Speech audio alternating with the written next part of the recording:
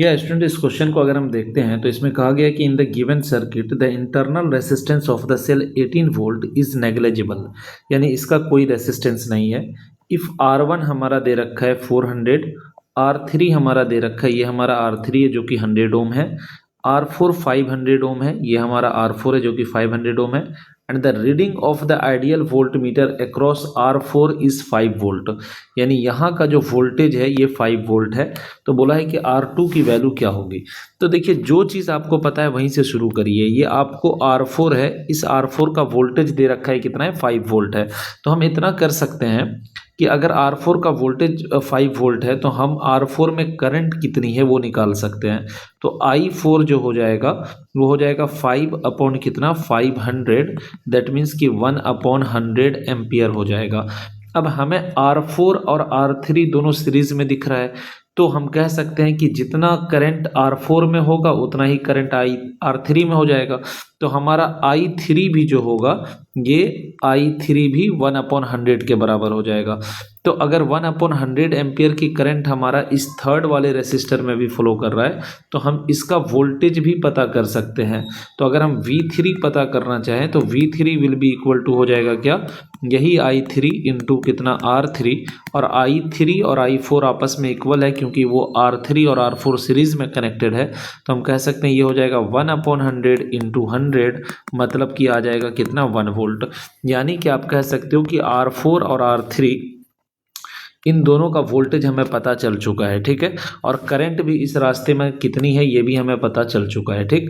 तो हम ये V3 प्लस V4 जो है ये हो जाएगा कितना, 5 + 1 दैट इज इक्वल टू 6, और यहाँ से लेकर के यहाँ तक का जो भी वोल्टेज है ये हमारा वोल्टेज V2 के बराबर होगा।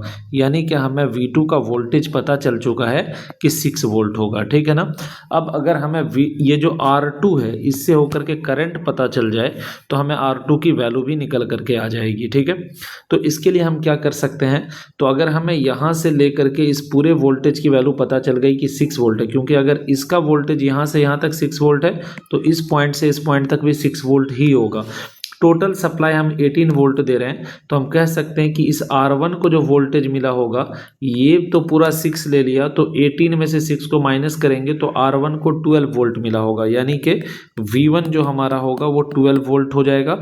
यहाँ से अगर हम करंट निकालें I1 तो I1 बराबर हो जाएगा 12/400, दैट मीन्स के ये हो जाएगा कितना, ये हमारा हो जाएगा 3/100 एम्पियर। यानी कि टोटल करंट जो है यहाँ से गई है, यहाँ से टोटल करंट जो गई है वो 3/100 एम्पियर की गई है। और यहाँ से जब 3/100 एम्पियर की गई है इसमें से इधर की तरफ जो करंट चली गई है वो गई है 1/100, तो इसका मतलब इधर की तरफ जो करंट गई होगी वो गई होगी 2/100।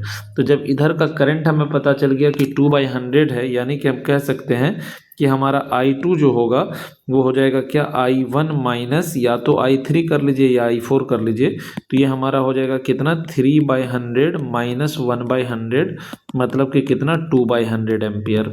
अब जब हमें इस रास्ते की करंट पता चल चुकी है तो हम कहेंगे V2 बराबर होगा सर कितना, I2 इंटू R2, और V2 हम निकाल चुके थे कितना था, 6 वोल्ट, तो we can say 6 is equal to, हमें I2 मिल चुका है सर कितना, 2/100 इंटू कर देंगे R2, और यहाँ पर फाइनली जब हम सॉल्व करेंगे तो we can say R2 is equal to 6 into 100/2, इससे इसको कैंसिल करेंगे 3, और वी कैन से R2 बराबर 300 ओम आ जाएगा। यानी हमारा ऑप्शन सी जो है ये करेक्ट हो जाएगा। Thank you.